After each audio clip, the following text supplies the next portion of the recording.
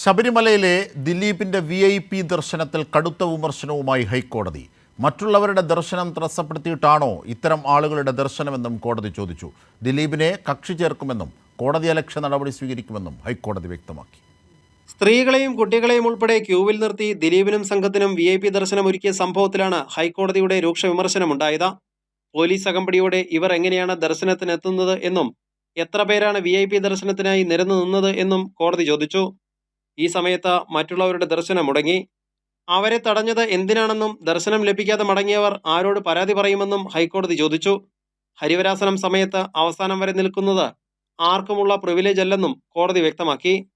ഹൈക്കോടതിയുടെ മുൻകാല ഉത്തരവുകൾക്ക് വിരുദ്ധമാണ് സംഭവം.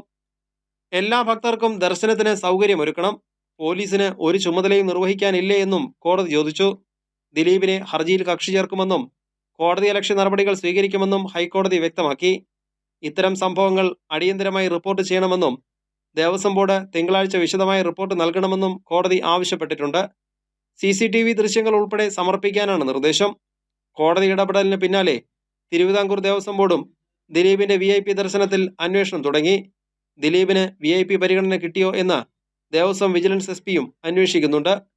കൈരളി ന്യൂസ്, കൊച്ചി.